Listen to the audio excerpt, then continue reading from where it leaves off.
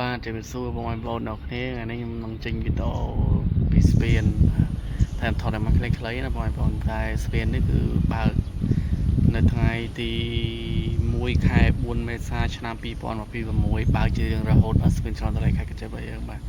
អញ្ចឹងនេះគឺជាសមិទ្ធផលថ្មីមួយសម្រាប់អ្នកខែកញ្ចក់គឺបេះដូងអ្នកកញ្ចក់ឯបាទណាបាទប្រហែលប៉ុណ្ណឹងអញ្ចឹងមកដល់តាមរយៈនេះខ្ញុំអត់សូវបានបង្ហោះក្នុង YouTube ទេបាទអញ្ចឹងចាប់ពីថ្ងៃហ្នឹងស្អែកគឺធ្វើវីដេអូសម្រាប់បងប្អូនមើលតាម YouTube បាទចូលរួមទស្សនាវីដេអូរបស់ខ្ញុំបន្ថែមទៀតហ្នឹងបងប្អូនថៃក៏ពេចចុច like វីដេអូ recommend ម្នាក់មួយផងបាទដើម្បីឲ្យ YouTube ខ្ញុំបាននឹង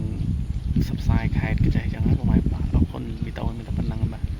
ហើយនេះគឺជាស្ពានឆ្លងទន្លេខេត្តកញ្ចេះរបស់យើងបងប្អូនបាទទឹកនៅឡើងធម្មតាឯបាទនេះហើយនោះគឺថាខាងបែបសពហើយនេះ